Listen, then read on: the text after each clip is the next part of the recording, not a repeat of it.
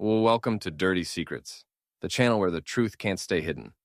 Betrayal has many faces. Sometimes it's a quiet lie whispered behind closed doors. Sometimes it's a secret message hidden in a phone. And sometimes, betrayal comes not from strangers, not from people far away, but from the very people you let closest to your heart. It's one thing to be betrayed by a partner, the person you've chosen to build a life with. It's another thing to be betrayed by a best friend, the person you've trusted like family. But when both of those betrayals collide, when they come crashing down on you in the very same moment, the pain is almost indescribable. Tonight's story is about David, a man who thought he was living the dream. He had Emily, the woman who filled his days with love and laughter. And he had Jake, the best friend who had stood by his side since childhood. To David, this was the perfect combination. Love and loyalty, romance and brotherhood, all in one life. But as we'll see, sometimes the people you think you can count on the most are the very people who can hurt you the deepest. This is the story of how David lost both the woman he loved and the friend he trusted most in one single, shattering discovery. David often thought of himself as lucky. He wasn't the richest man in the world, he didn't live in a mansion, and he didn't drive the fanciest car. But what he had, what he valued more than anything, was the people around him. Emily came into his life 3 years earlier. She wasn't just beautiful, though she certainly turned heads whenever they walked into a room. What drew David in was her warmth, the way she laughed at his jokes, even the corny ones, the way she looked at him when he spoke, as if his words mattered more than anything else in that moment. She had a way of making ordinary days feel extraordinary. With Emily, life felt lighter. They traveled together, weekend road trips, late-night diners, spontaneous adventures. She encouraged him when work got stressful, stood by him when family issues weighed heavy, and celebrated every little victory he had. Then there was Jake. Jake had been there long before Emily. Childhood friends. The kind of friendship where you don't just share good times, you survive bad ones together. They'd played on the same soccer teams as kids, built forts in the woods, pulled all-nighters in college, sometimes studying, sometimes drinking, sometimes just talking about life. If David had a story from his past, chances were Jake was in it.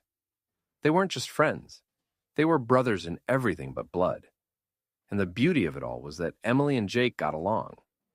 At least, that's what David thought. To him, it was the best possible world. The woman he loved and the friend he trusted most actually liked each other's company. What could be better? Family dinners often included Jake. Movie nights turned into the three of them laughing together on the couch. Emily would ask Jake's opinion on gifts for David's birthday. Jake would joke about how David didn't deserve someone like her, and everyone would laugh. David would sometimes sit back and think to himself, this is it. This is happiness. He had the love of a woman who cared for him deeply, and the loyalty of a friend who had stood by him for decades. He even said it out loud once at a barbecue. Beer in hand, a smile on his face. I'm the luckiest guy in the world. I've got the girl of my dreams and a best friend who's like family. Everyone around nodded, some even a little jealous. To them, David was the guy who had it all figured out.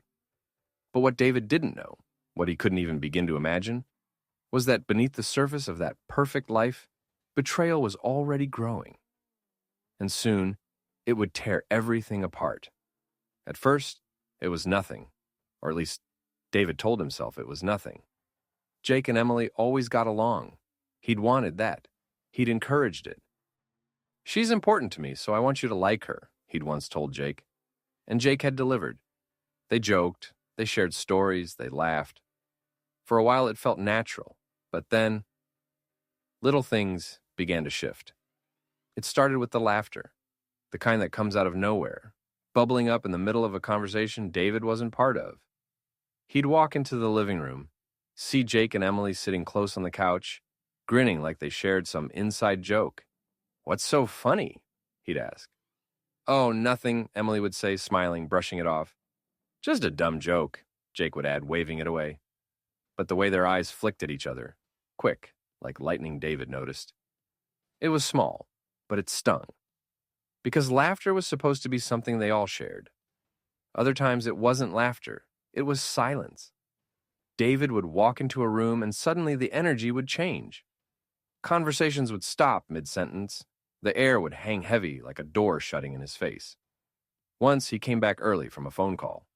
Jake and Emily were in the kitchen, voices low, leaning closer than seemed necessary. The moment they saw him, they straightened like kids caught sneaking candy. "Everything okay?" David asked. "Yeah," Emily answered too quickly. "We were just talking about, work stuff." Jake nodded, eyes on the floor. David stood there for a moment, then forced a smile. "All right, as long as you're not plotting against me." They laughed, but it didn't feel real. One night at a party with friends, David noticed something he couldn't laugh off. Emily walked by Jake, and Jake's hand brushed her back. Not unusual in itself. People do that. But this touch stayed a fraction too long. A moment past polite, a moment past casual. David's stomach tightened. He told himself he was overthinking. After all, Jake was his best friend. Emily was his girlfriend. Why would he even suspect something like that? And yet, once you notice, you can't unnotice. That lingering touch replayed in his mind long after the party was over. Emily started canceling plans. Not often at first, but enough to notice. "Sorry, I've got a late meeting. Sorry, I'm too tired tonight." Jake, meanwhile, grew less available too. "Long day at work. I'm heading home early." Individually, those excuses made sense. Together, they formed a pattern. Sometimes David would text Jake to hang out, and Jake wouldn't answer for hours. Then later, Emily would send a vague, distracted message, "Busy tonight. Talk tomorrow." And David would lie awake staring at the ceiling, wondering if it was just bad timing, or something more. David wasn't naive. He knew relationships weren't perfect. He knew people got tired, schedules got messy, friendships went through phases. But there's a difference between being reasonable and ignoring your instincts. And David's instincts were screaming. Still, he fought them. He told himself he was imagining things. That paranoia was poison, and trust was the cure. "She loves me," he whispered to himself at night. "He's my best friend. I have nothing to worry about." But deep down, he already knew. And that's the cruelest part about betrayal. Before you see it with your own eyes, your heart often already knows. For a while, David convinced himself the little things didn't matter. A glance here, a silence there, a canceled plan. He told himself it was stress, coincidence, timing. But the truth about red flags is this. Once you start noticing them, they multiply. And soon, they were everywhere. Emily began canceling dates they'd looked forward to all week. "Sorry, I'm swamped with work," she'd say, grabbing her laptop bag. David would nod, kiss her cheek, and wish her good luck. But hours later, when he texted her, the replies came late, short, distracted. "Still busy. Don't wait up." At the same time, Jake was pulling away. "Exhausted, man. Gonna crash tonight." He'd cancel their usual hangouts, with the same tone he once reserved for real emergencies. David tried to ignore it. But more and more, he realized, Emily and Jake were often unavailable on the same nights. One evening, feeling uneasy, David tried calling Emily around 9. No answer. He tried again an hour later, straight to voicemail. At midnight, he tried Jake. Same result.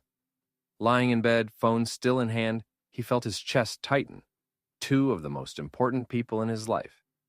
Both unreachable. By morning, they both texted back within minutes of each other. Emily. Fell asleep early. Jake. Phone died. Long day. The excuses fit on paper. But in David's gut, they didn't. The moment that really shook him came on a Saturday afternoon. Jake had asked him to pick up some things from his car while he ran inside a store. Harmless, casual. But when David opened the glove compartment, something caught his eye. A small velvet box. He opened it, and his heart dropped. Inside was a necklace. Not just any necklace. The exact necklace Emily had shown him weeks earlier, while scrolling through her phone. "Isn't it beautiful?" she'd said, eyes sparkling. David had made a mental note to save up for it, planning to surprise her for her birthday. But now, here it was, sitting in Jake's car. When Jake came back, David held it up. "What's this?" Jake froze for just a moment too long. Then he laughed, forced and awkward. "Oh, that? It's for someone at work. A girl I've been seeing." David's chest tightened. Jake hadn't mentioned anyone new, not once. And David knew his friend. When Jake was dating, he talked.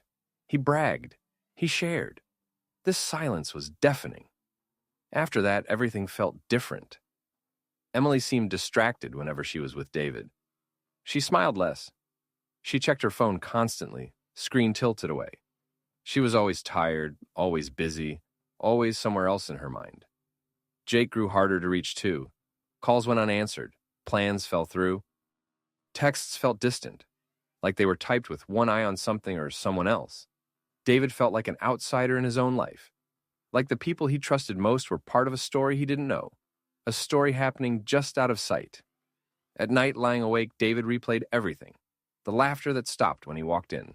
The lingering touches. The sudden excuses. The necklace in Jake's car. He wanted to be wrong. He prayed he was wrong. Because the alternative, that the woman he loved and the friend he trusted most were betraying him, was unthinkable. But deep down he knew. Red flags aren't always proof, but they are signals, warnings. And David could feel it now, stronger than ever. Something was happening. Something he couldn't yet see, but would soon discover in the most brutal way possible. And with that, the stage was set. Because the truth doesn't stay hidden forever. And for David, the truth was about to walk right into his living room. The truth has a way of showing itself when you least expect it. And for David, that truth came on a weekend he was never supposed to be home. David had been scheduled for an overnight work trip. Nothing glamorous, just a client meeting in another city. He'd packed his bag, kissed Emily goodbye, and left with the same trust he'd always carried. But halfway there, the meeting was canceled. The client had an emergency. It felt like fate, like a small gift of time. On the drive back, David smiled to himself. He thought about surprising Emily with dinner, maybe a bottle of wine. He even imagined calling Jake, suggesting they all hang out like old times. It was supposed to be a night of joy, a night that reminded him why his life felt so full. But instead, it became the night that shattered everything. As he pulled into Emily's street, David noticed something odd. A car parked outside her apartment. A car he recognized instantly. Jake's car. For a moment, David smiled. Of course, Jake must have stopped by. Maybe they're hanging out waiting for me. But then unease crept in. Jake hadn't mentioned any plans. Emily hadn't either. And the way the car was parked, slightly hidden under the shadow of a tree, made David's chest tighten. Still, he brushed it off. Don't be paranoid. It's Jake. He's family. But deep inside, that quiet voice whispered, "This is it. This is the moment." David grabbed the bag of takeout he'd picked up, her favorite pad thai with extra spring rolls, and climbed the steps to her apartment. The closer he got, the heavier his feet felt. His body moved forward, but his mind screamed at him to stop. At the door, he hesitated. He could hear faint sounds, muffled laughter, the low hum of voices, Emily's laugh, Jake's voice. The world seemed to tilt. He turned the key quietly. The door creaked as it opened, slow, deliberate. Inside, the apartment smelled of wine and perfume. Candles flickered on the table. And then he saw it, on the couch. Emily and Jake. Together. Her hair tangled, her face flushed, her body pressed against his. Jake's arm around her waist. Their lips breaking apart, just long enough for David to see the shock on both their faces. The takeout bag slipped from David's hand, containers spilling across the floor. The sound was deafening in the silence that followed. No one moved. For a long, unbearable second, the three of them were frozen in place. David's heart pounded so loudly it drowned out every other sound. His chest felt tight, his hands numb. Emily's eyes went wide, mouth opening and closing without words. Jake stood halfway up, guilt written all over his face. And David just stood there, staring, as the world he thought he knew burned to ash in front of him. In that moment, 1,000 memories flashed through his mind. Every laugh they'd shared, every silence that had made him uneasy, the necklace in Jake's car, the nights of unanswered calls. It all snapped into place, like puzzle pieces forming a picture he never wanted to see. The woman he loved, the friend he trusted like a brother, together, betraying him in the most unforgivable way. And with that, the truth was undeniable. David hadn't just lost a girlfriend. He hadn't just lost a best friend. He had lost the two people he thought he could never lose. The silence after the discovery felt endless. 3 people, frozen in a room where the truth could no longer hide. Finally, David's voice broke through, hoarse, shaking but sharp enough to cut the air. "How could you?" His eyes darted from Emily to Jake. "Both of you. How could you?" Emily scrambled to sit up, pulling a blanket around herself, as if it could shield her from the truth. "David, wait, it's not what it looks like." The words spilled out of her mouth too fast, too desperate, like even she didn't believe them. David let out a bitter laugh, short and sharp. He gestured to the couch, to their tangled limbs, to the wine glasses still half full on the table. "Really? Then tell me, Emily. What does it look like? Because from where I'm standing, it looks exactly like betrayal." Her eyes filled with tears. "Please, just let me explain." Jake finally stood, his head hanging low, his voice barely above a whisper. "I didn't mean for this to happen." David turned to him, fury burning through the heartbreak. "You didn't mean for this to happen? Jake, you're my best friend. You're my brother. And you're standing here telling me you didn't mean it? You meant every second of it, the moment you crossed that line." Jake's face twisted with shame. He couldn't meet David's eyes. His fists clenched at his sides, as if bracing for impact. Emily's voice cracked. "David, it just happened. We didn't plan it. We didn't want to hurt you." David's chest heaved. "Didn't want to hurt me? Every laugh behind my back, every lie, every night you said you were busy, you were already hurting me. And you knew it." She reached out, tears streaming. "I still love you." He pulled back, his voice cold now, stripped of warmth. "No, you don't get to say that. Not tonight." For a moment, the room was silent again. The weight of betrayal hung heavy, suffocating. David looked at both of them. Emily with her tear-streaked face, Jake with his guilty silence, and something inside him shifted. The heartbreak was still there. The rage still burned. But beneath it all was clarity. "You've both made your choice," he said finally, his voice steady now. "And now, I'm making mine." He turned, walked toward the door, and with every step felt the life he thought he had slipping further behind him. That night, David didn't just walk out of Emily's apartment.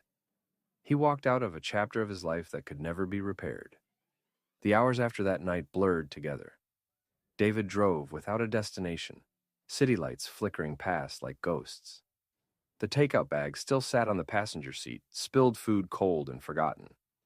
His phone buzzed again and again, Emily calling, Jake texting, alternating between apologies and pleas. He silenced it, gripping the wheel until his knuckles went white. For the first time in years, David felt truly alone. By morning, the flood of words had begun. Emily's texts, "Please, can we talk? It wasn't what you think. I made a mistake, but I still love you. Don't throw us away. It was one time. It didn't mean anything." Jake's texts, "Man, I swear I didn't want this. It just happened. Please don't hate me. You're like a brother to me. Don't let this ruin everything we've had." David stared at the screen, disbelief giving way to anger. Didn't mean anything, he thought. If it hadn't meant anything, they wouldn't have risked everything. The truth spread faster than David expected. He didn't tell anyone at first, but stories like this have a way of leaking. Within days, close friends knew. By the end of the week, family knew too. His mother's voice over the phone was soft, pained. "I don't understand how Jake could do this.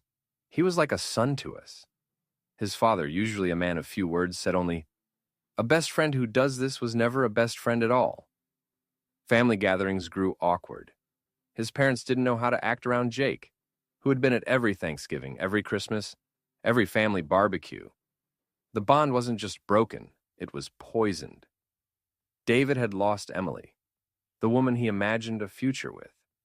He had lost Jake, the friend who knew him better than anyone. But it wasn't just the loss of people.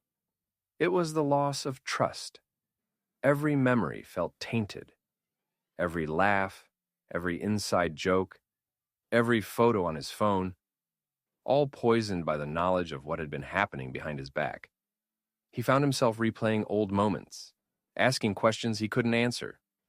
Was that smile real or fake? When they exchanged glances, was I already the outsider? How long was I living in a lie? Friends didn't know how to act around him. Some tried to console him, but their words felt empty. "You'll find someone better. At least you found out now." Others pulled away, afraid of taking sides, because betrayal doesn't just break one bond. It sends cracks through every connection around it. At night, David sat in his apartment, surrounded by silence. The couch felt colder without Emily. His phone contacts felt emptier without Jake. The loneliness wasn't just about missing them. It was about missing who he thought they were. One evening, after days of avoiding both Emily and Jake, David found himself staring at his reflection in the bathroom mirror. His eyes were bloodshot, his face tired, his heart heavy. He whispered to himself, "Was any of it real?" That was the question that haunted him most. Not the betrayal itself, but the possibility that the love and the friendship he had cherished might have been illusions all along. And yet, even in that darkness, something inside David began to stir. A small, fragile spark.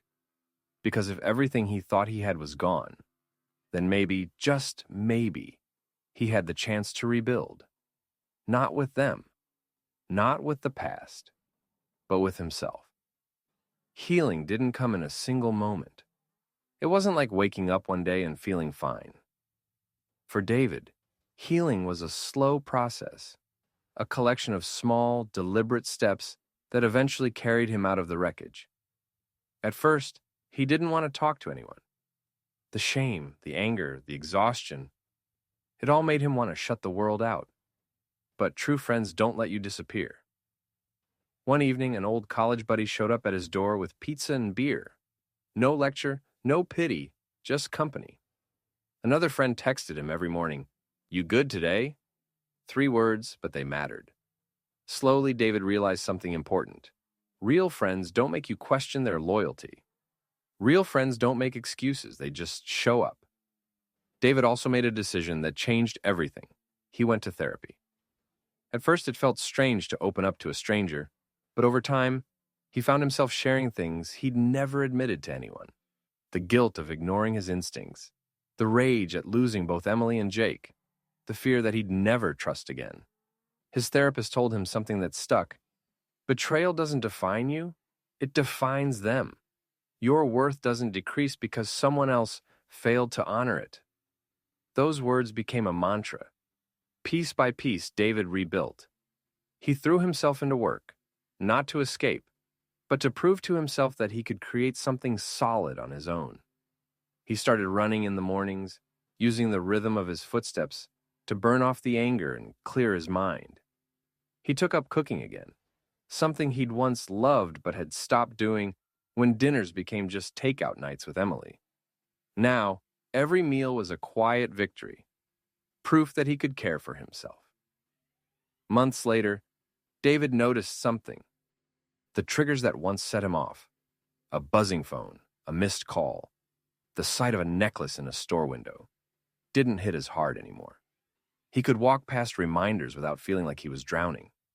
He even started opening up to new people, not rushing into anything, not forcing it, just allowing the possibility of trust again.